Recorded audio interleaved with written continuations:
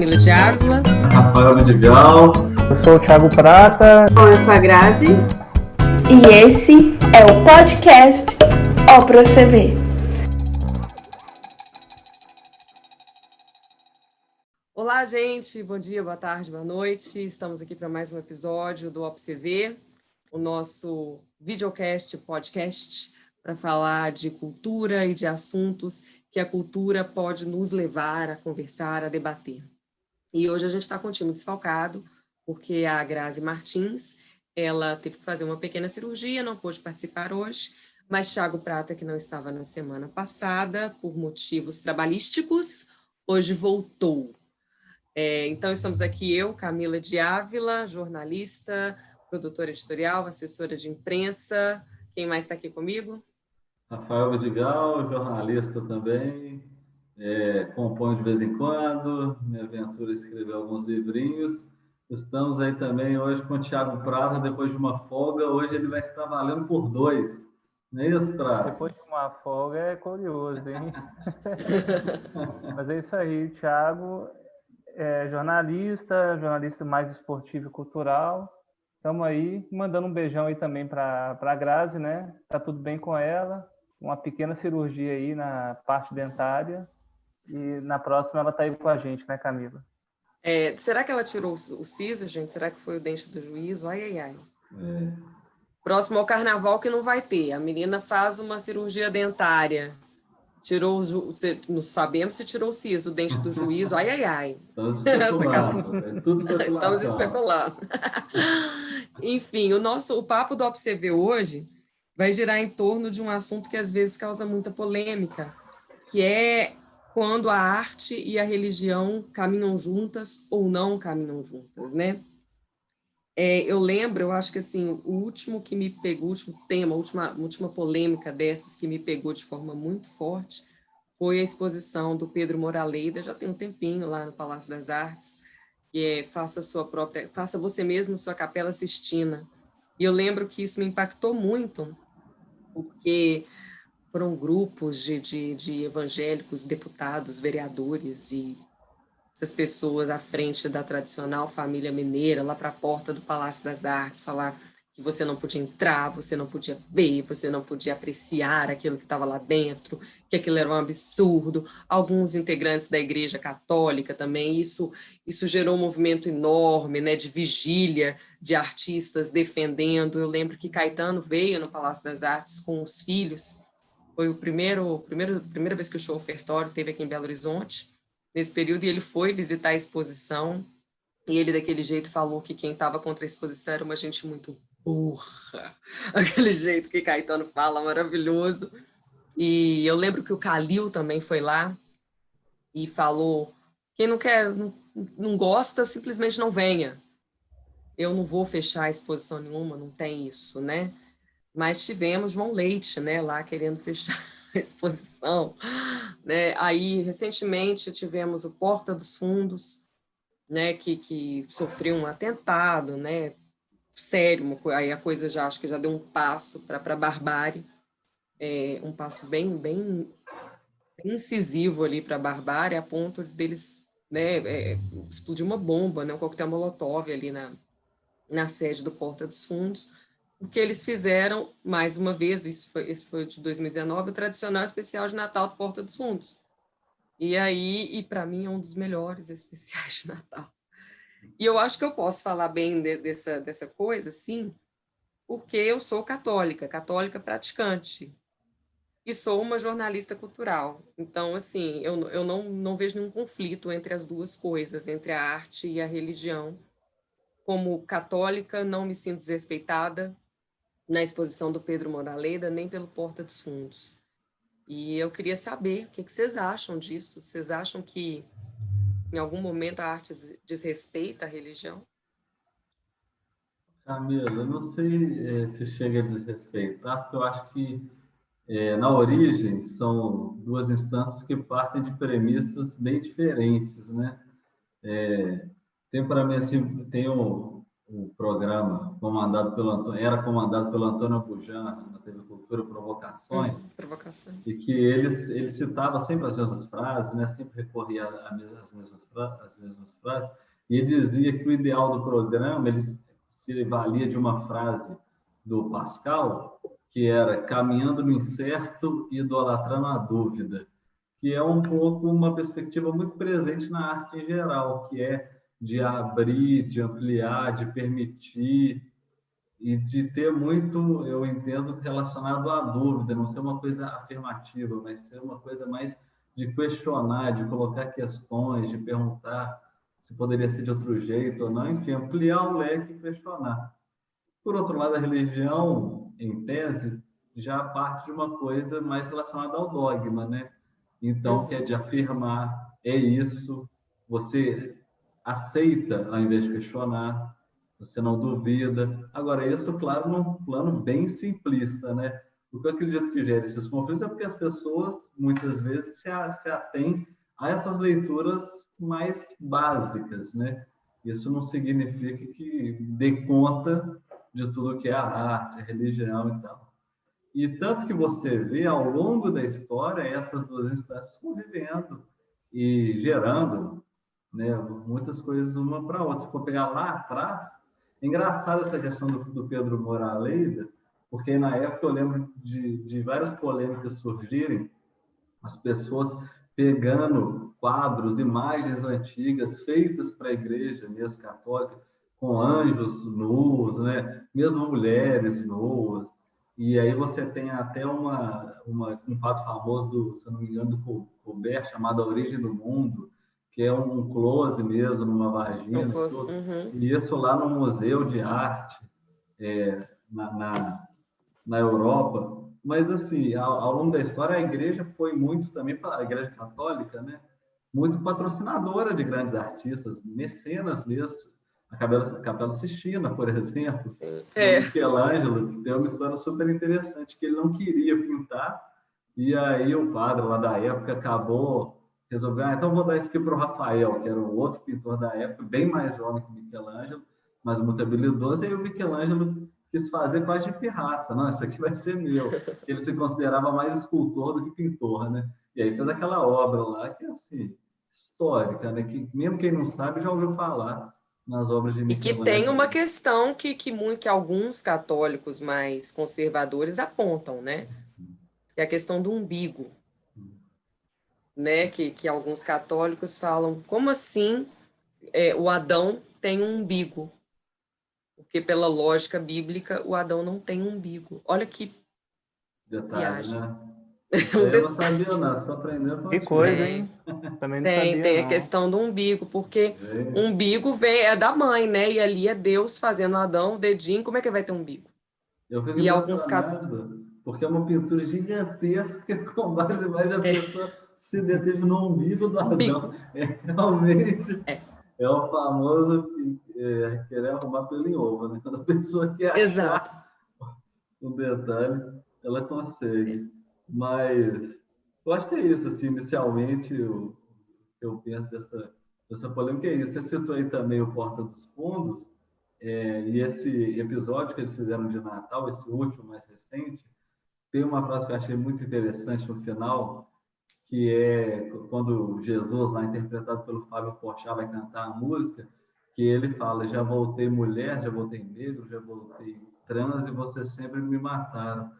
Então, é revelar um novo olhar, né? Porque é isso, as pessoas pegam a Bíblia e impõem algumas leituras, mas ela pode ter diversas. Eu acho que essa leitura do que Jesus representava enquanto resistência a valores muito tradicionais impostos e principalmente discriminatórios, de exclusão, um pouco ficou de lado, né? Que era uma pessoa cujo a mensagem estava principalmente em incluir, né? Incluir, acolher, aceitar, dar outra face. Isso hoje em dia parece que aquela interpretação que você assimila alguns trechos e ignora outros, né? Então, acho interessante. E aí é a questão da arte, né? Que é ampliar a leitura, não é determinar uma leitura. Nós não estamos querendo impor essa leitura para todo mundo, mas é uma leitura possível, que eles, enquanto artistas, fizeram. As pessoas podem fazer outros, e aquilo ali não é impositivo sobre a vida dela. Só que esse emocionamento é meio complicado, né? Quando as pessoas se arvoram em dizer que não, existe uma leitura só, uma verdade, é o dogma, isso não pode ser contestado e tal. E não tem jeito, né? Você falou aí os mais conservadores, né? Eu tenho para mim também uma percepção que o conservadorismo é uma coisa que é sempre ultrapassada. O conservador de hoje não é o conservador de 40, 50 anos atrás. A pessoa que se declara conservadora hoje, lá atrás, seria considerada progressista, porque teria que ser contra desquite, teria que ser contra casamento, sabe? Casamento de pessoas de raças ou cores diferentes, teria que ser contra o uso de camisinha, contraceptivo e tal. E esse conservadorismo já foi ultrapassado e assim por diante. Outro dia eu estava até pensando sobre isso, porque as pessoas dizem, não, mas é muito confuso como é que vai fazer essas novas relações familiares com pessoas do mesmo sexo, aí engravida duas mulheres, sei o quê, e adota e tal. Mas tem o seguinte também, lá atrás a questão era posta da mesma maneira. Não pode haver um desquite, porque aí como é que funciona isso? Você é irmão só por parte de pai, só por parte de mãe, e o cara tem várias famílias, e a mulher também. A sociedade se adapta, e isso hoje é naturalizado. O conservador de hoje, essa não é uma questão para o conservador de hoje, era. Então, ela vai ser Na superada verdade, pelo até muitos código. conservadores são essas pessoas, né? Esses desquitados, esses separados, né? Sim, filhos com, né, várias É. conjunturas diferentes, filhos com mais de uma mulher e tal. Uhum. Então, assim, será superada essa questão e a arte está aí para contribuir para isso também, para que as pessoas não fiquem sempre tão presas a essa tradição que, ironicamente, sempre se renova, né? A tradição sempre se renova. Segue em frente.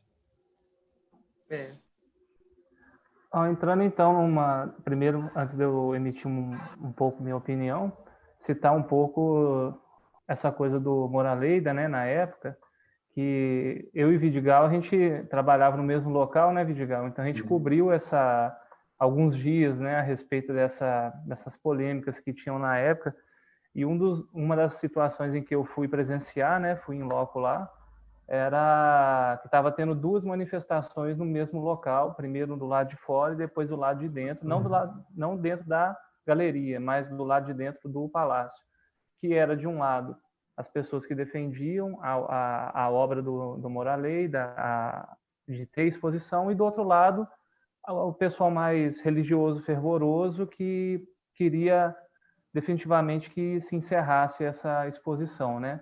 E ficava um debate muito aquela coisa assim de um debochar do outro de formas diferentes.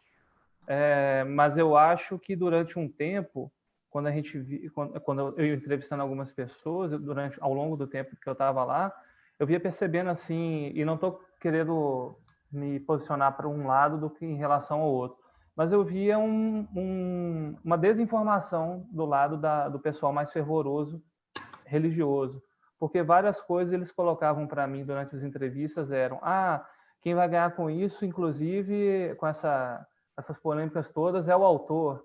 Aí eu virei para a pessoa e falei: mas o autor morreu há muito tempo. Sério? Sério. Então por que tá... Aí a pessoa perguntava por que está tendo a exposição. Ué, está tendo a exposição em função A obra disso, permanece, né? É. A obra continua. Questionei um outro, perguntando assim, mas você viu imagens lá de dentro? Ele, não, mas eu recebi várias imagens dele, muita coisa contra o capitalismo. Aí eu questionei, mas tem contra o socialismo também. Tem dos dois lados. Ou seja, ainda tinham esse outro viés, as pessoas relacionando a própria religiosidade com um anticomunismo, ou antissocialismo, sendo que isso, sabe?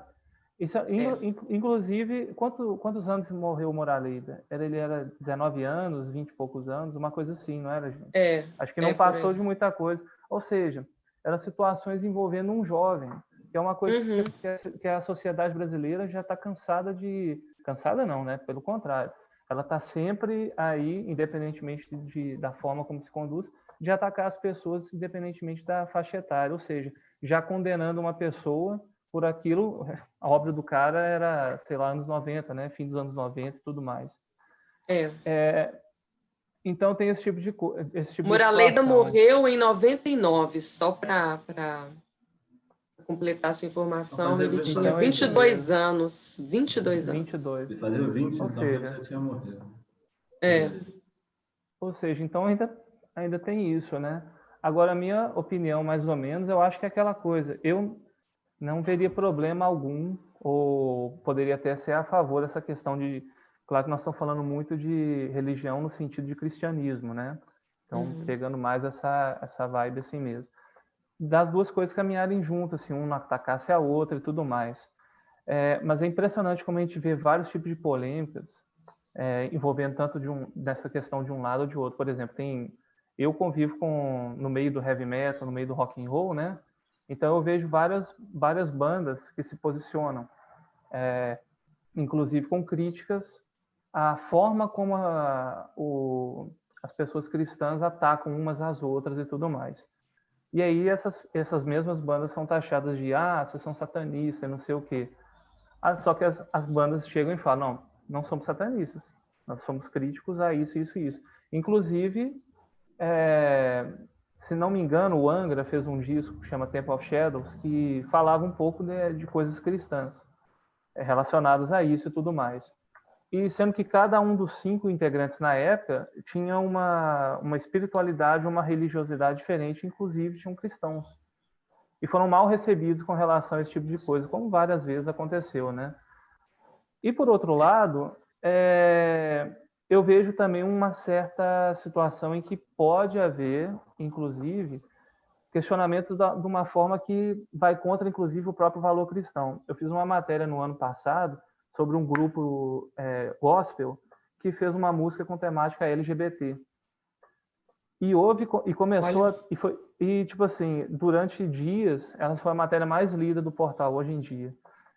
E começou a ter muito debate entre os cristãos, um brigando contra o outro, falando que Deus amava o pecador, ou não, mas eles não são pecadores, e outros falando, não, mas eles são pecadores, uma banda gospel não pode fazer sobre uma temática LGBT.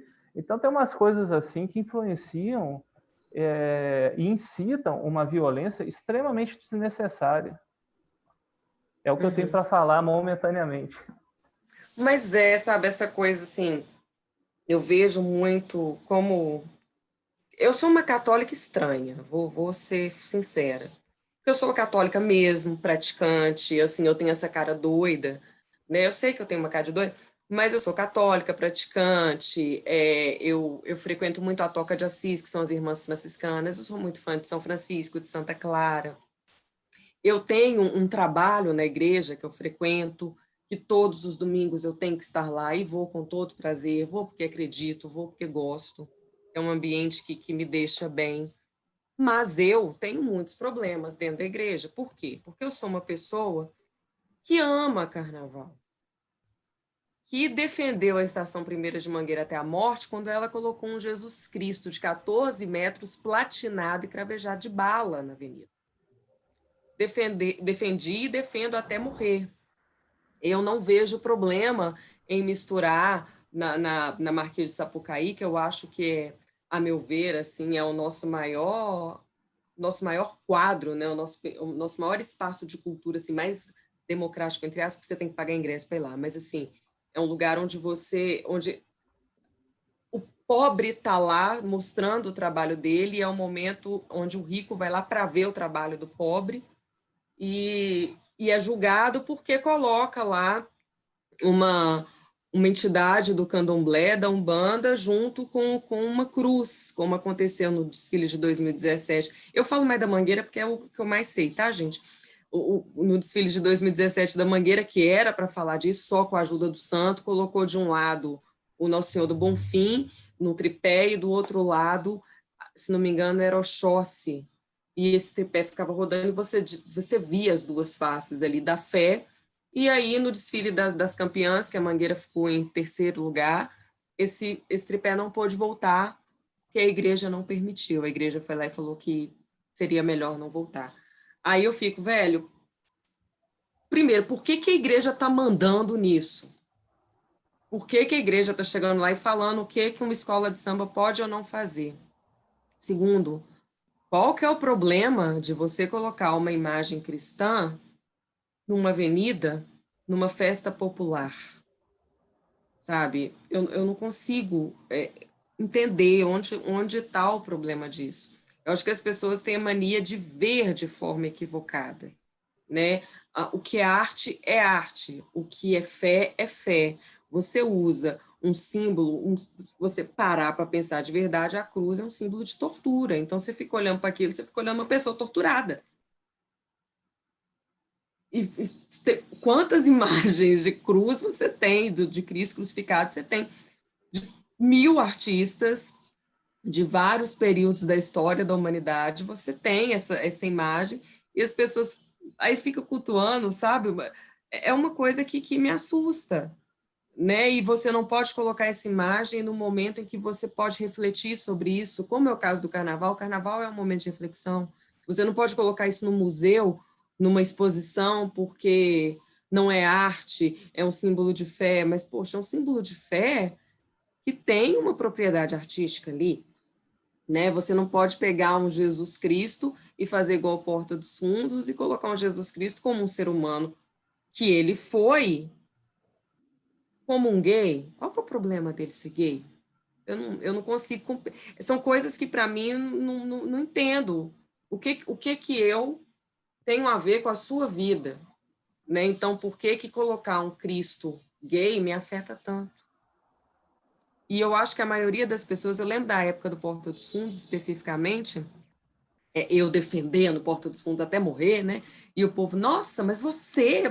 Eu defendendo Porta dos Fundos até que viraram para mim e falaram assim, olha, eu acho desrespeitoso, eu nem vi, mas eu acho desrespeitoso. Sério, eu ouvi isso, eu nem vi, mas eu acho desrespeitoso. Eu peguei e falei assim, por que você não assiste? Porque, para mim, esse episódio do Porta dos Fundos, esse especial de Natal, é um dos mais bonitos, que é um dos que traz a mensagem mais bonita. Se você vê até o final, você vê uma mensagem tão profunda e tão bonita, que, sabe, que a pessoa não para nem para ver. Vai criticando, igual o Thiago falou, vai criticando o negócio, não sabe nem quem que é o artista, sabe se o artista morreu, se o artista está vivo, não sabe o que tem lá dentro. Não, recebi, me falaram, e já vai contra. Esse é o preconceito clássico, né? Você vai na Exatamente. etimologia, pré mesmo. Não sabe nem o que é. Nem se aproximou. Não, gente, eu acho assim, tá, você pode até assistir e depois falar, não, realmente está me ferindo. Mas assista primeiro. Sim, criar sua própria leitura, né? É o que aconteceu lá no Charlie Hebdo, né? Aquela coisa. Também eu acho que é um exemplo disso, né? Em relação a... né? Eu acho que é um exemplo disso daí, porque eu penso que as pessoas não conseguem colocar o que é obra de arte no lugar de arte, né? E aí já começa a mudar tudo, já começa a mudar o sentido da coisa. A ponto de ver um umbigo na Capela Sistina, lá no Adão, na Capela Sistina.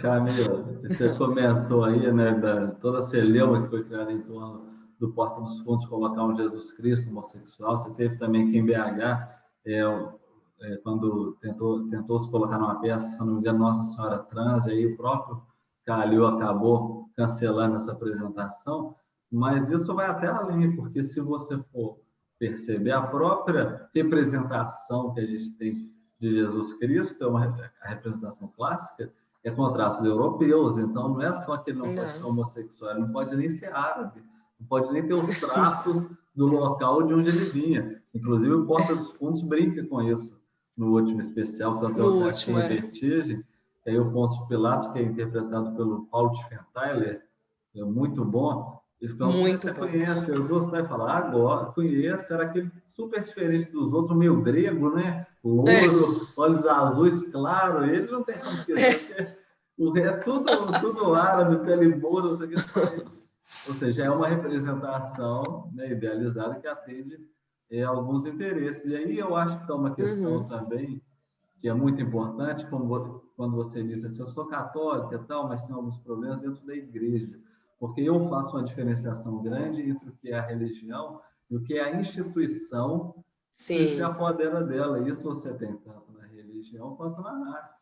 são filtros, né? Então, eu não entendo que a Igreja Católica, a Igreja Protestante, elas são a religião, elas são uma instituição. E como você tem o Carnaval, você tem instituições que fazem esse filtro. Você tem a música e você tem a gravadora.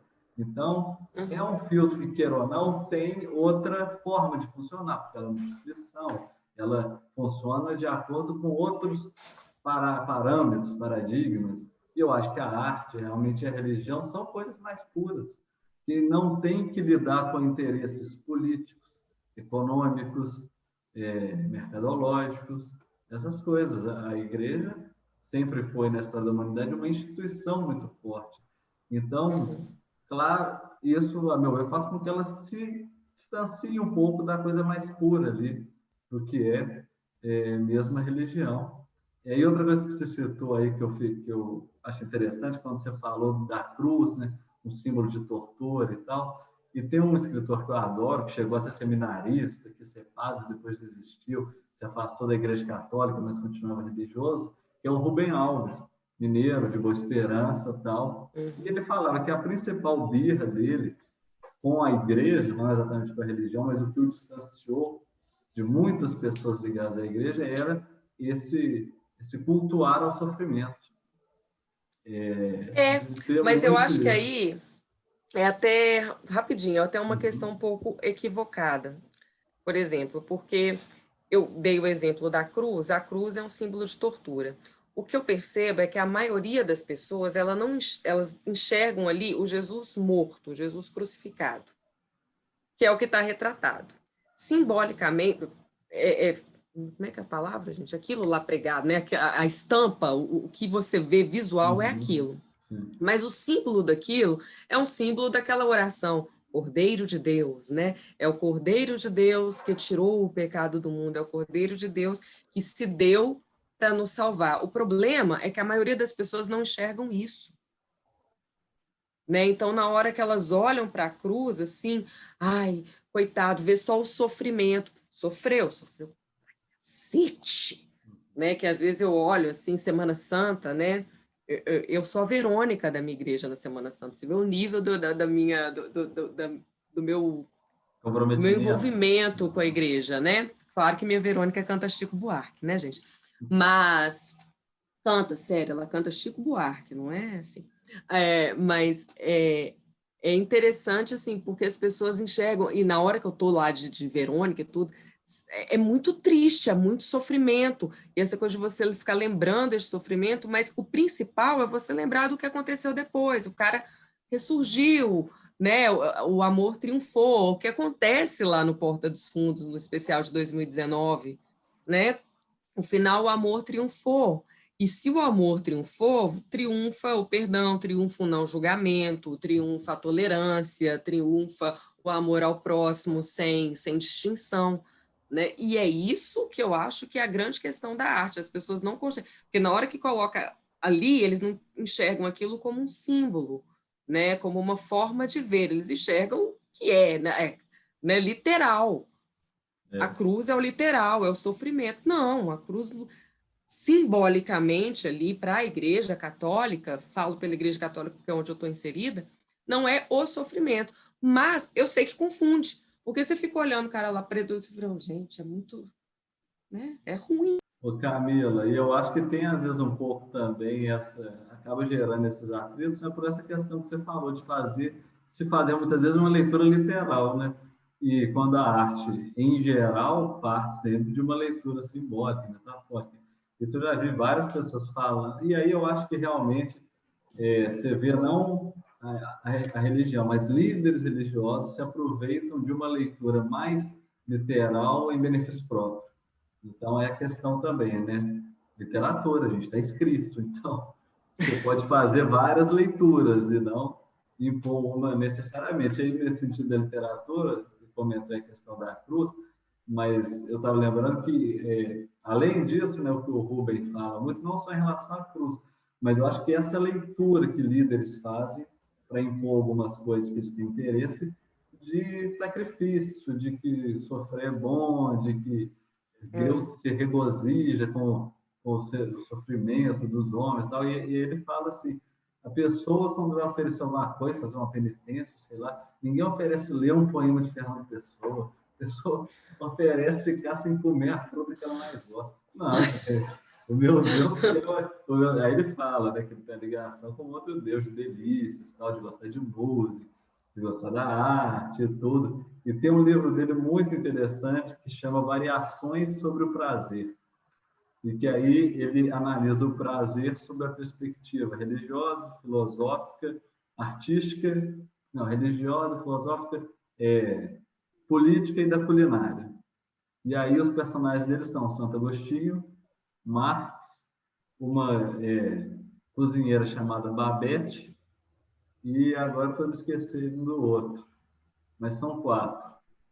E aí no livro a capa é um caqui, que ele começa dizendo que para ele a fruta do pecado não poderia nunca ser a maçã, tinha que ser o caqui, que é uma fruta que se derrete, é suculenta, ou seja, é uma brincadeira, né? Uma certa provocação, mas é uma pessoa que tinha alguma ligação ali com isso. Agora, outra coisa que eu acho interessante também que a gente está falando muito da religião católica, né? do protestantismo e tal, mas você tem também na arte várias, por exemplo, a Clara Nunes, que sofreu muito preconceito porque embebia a música dela de religiões de matriz africana, Candomblé e tal. Então, aquilo ali que está na obra dela está de uma maneira belíssima, sabe? Falando dos orixás, dos símbolos, também da relação com a natureza e tal. Então, uma pessoa que não dissociou a religiosidade dela da arte, mas, a meu ver, se aproximou muito dessa questão mais originária, pura da religião, de realmente afeto, tolerância, aceitação. Então, você vê isso na obra da Clara Nunes, é uma coisa assim, deslumbrante, né? E é um aprendizado também, porque tem várias informações ali de uma religião que, historicamente, no Brasil é muito discriminada, é muito colocada em segundo plano e tal. E, queira ou não, a gente tem também, agora voltando aos pautos, Baby do Brasil, uma cantora também espetacular, que tem a religiosidade dela na Igreja Batista, protestante e tal. E é uma cantora fora de série. E a Camila citou aí também, que ela é muito devota de São Francisco, Santa Clara. E outro dia eu lembrei de você, Camila, porque fui assistir um filme antigo, clássico, do Roberto Rossellini, que chama O Santo dos Pobrezinhos. E é contando a história de São Francisco, que eu encontrei com Santa Clara. Filme espetacular. E aí eu fui ver depois que ele só filmou com atores amadores, não profissionais. Olha só. E é muito legal, assim, porque vai mostrando realmente todo o despojamento de São Francisco, a coisa, o desapego, sabe, o voto de pobreza. E é engraçado. Foi julgado, né? Sim, custou algum papa aceitá-lo, né? Como, e era um cara muito rico, ele abriu mão realmente das coisas, tinha tido uma vida de fartura antes daquilo, morreu jovem, com aparência muito envelhecida, porque se impôs muitas privações mesmo, mas assim, é muito interessante você ver o percurso que ele vai fazendo e uma coisa que tem nesse filme, e tem num outro filme também, do Luiz Buñuel, que era um diretor espanhol, mas que acabou exilado por conta da guerra e teve que filmar no México, que é um filme que chama Nazário, é o nome do padre. E o Buñuel, por outro lado, já era um ateu declarado, mas que teve na infância muita influência da religião, uma coisa muito fervorosa dos parentes dele. E aí ele tinha isso como questão. A religião aparece em vários filmes dele. Então, isso até para as pessoas que não creem é uma questão. Né? Todo mundo se debate de uma maneira ou de outra com o sentido da vida, o que tem depois da morte, quem criou isso, se alguém criou tal. E é interessante que tem nesse filme o quanto o padre principal está em desacordo com o mundo ao seu redor, porque ele é uma pessoa tolerante, benevolente, desapegada, e o mundo vai testando a fé dele a todo instante. Ele é bom e os outros são cada vez piores com ele. Ele tenta ajudar e só dá errado. Só que ele acaba tendo um final que é recompensado. Então, tem vários filmes assim. Outros cineastas que discutem isso muito, que eu acho interessante, está presente em toda a obra dele, que é o Bergman. E sobre religião, ele tem um filme sensacional que chama Luz de Inverno, que é também isso, um padre que está em crise com sua fé. Que tem, né, porque é isso, o mundo, às vezes, né, pode ser muito brutal, né? É uma questão interessante, o quanto que a religião propõe a pessoa ter uma postura que está em desacordo com o que o mundo faz com ela, né? Exato. Então, é isso que eu tinha para dizer. Eu vou aproveitar a deixa, então, do Vidigal, que citou aí, inclusive, um filme do Bergman, né? Eu vou citar algumas situações em tudo, até para as pessoas poderem, em suas casas, em seus íntimos, né? Até poderem debater um pouco com elas mesmas e ver o que para elas pode ser radicalismo e o que pode não ser. Uma delas é um filme, inclusive, acho que é do Bresson, o Vidigal pode me ajudar, que chama A Palavra, acho que é do Bresson, em que um dos personagens, que é membro de uma família, ele fica falando o tempo inteiro que ele é Jesus Cristo, que ele voltou e tudo mais, e tá na cara que o cara tem problemas psicológicos e aquela coisa toda, mas ele vive falando que tem poder e tudo mais. Mas acontece uma situação no fim do filme, não vou dar spoiler, né? Em que todo mundo se surpreende. Em que todo mundo se surpreende com a situação. Não que o objetivo do filme seja esse, porque não é. Mas eu fico pensando naquela coisa, se Jesus se encarnasse hoje, ninguém acreditaria, né? Na verdade, já deve ter reencarnado tantas, sei lá, 1000 vezes, talvez, sei lá quanto tempo daria, né? Depende também a questão, aí já falando da espiritualidade, né? Do espiritismo e tudo mais. Mas é uma coisa assim que as pessoas podem começar a pensar, inclusive, e você vê isso em diretores de várias partes do mundo, né? O Vidigal citou o Bergman, que é sueco, né? O Bresson é francês, aí você começa a ver situações de outros filmes no Japão, enfim, no próprio Brasil e tudo mais. A outra é uma questão envolvendo, inclusive, o Sobrevivendo no Inferno, né? Um dos discos mais famosos do Racionais, que quando foi feito o livro dele, né? Que na verdade ele é feito são as letras das músicas, né? Das composições jogadas nas páginas, mas tem um prefácio feito por um estudioso, esqueci o nome dele agora, peço perdão, inclusive, mas as pessoas forem buscar aí, e ele cita umas coisas muito interessantes, como que é feita a narrativa do livro, que ela envolve, inclusive, situações na igreja evangélica, não da questão fervorosa, mas o quanto os próprios membros dos Racionais, eles eram habitantes assim das periferias, que tem tudo a ver com a questão do pastor ajudar as comunidades e tudo mais. E como que a própria narrativa é um rito envolvendo esse tipo de situação, e como às vezes os Racionais, eles evocam esse tipo de coisa. Tem uma outra música deles, que não é desse disco, mas que chama Jesus Chorou, em que há um diálogo de uma pessoa com ela mesma sobre determinadas situações, e o cara fica refletindo para não entrar em más situações e prefiro ouvir o pastor. Aí aparece um pastor cantando, filho meu, ele cita uma situação que agora não me lembro, mas é tipo assim, não seja como um homem violento. Aí tem esse tipo de considerações. E uma coisa que eu acho que no mundo de hoje está havendo também é aquela coisa, o ataque e o contra-ataque. Então, quando tem alguém atacando em alguma situação, está havendo um contra-ataque, e às vezes numa forma até incorreta. Eu pegando, inclusive, um exemplo que teve num site muito conhecido de rock, que chama Blabbermouth, que as pessoas geralmente não comentam dentro das resenhas de discos.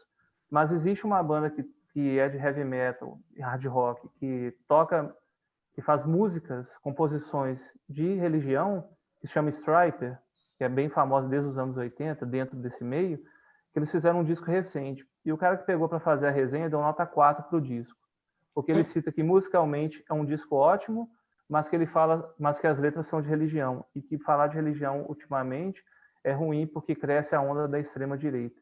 Então ele faz uma relação com a política, inclusive. A quantidade de comentários que deu na parte interna dessa resenha foi uma coisa assim, vou usar o termo, cabulosa, assim, de tanto que deu. E eu acho que cai muito naquela situação. tipo assim, ele ouviu o disco, mas na verdade não ouviu, né?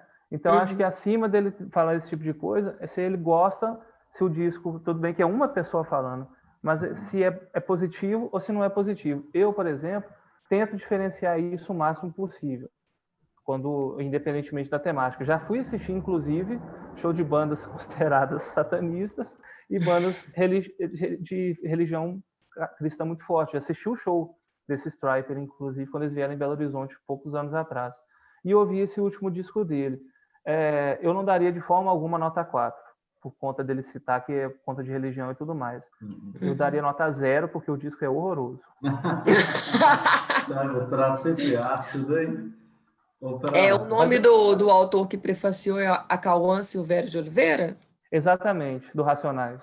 Exatamente. Bati um papo com ele uma vez por conta disso. Aproveitar e você falou de rito, e eu acho interessante também a gente ter isso, né? Perceber o quanto que os rituais religiosos são teatrais, tem uma simbologia ali. Sim. Zé Celso Martinez Corrêa, diretor famosíssimo, fala muito disso sempre, que o teatro dele é ritual.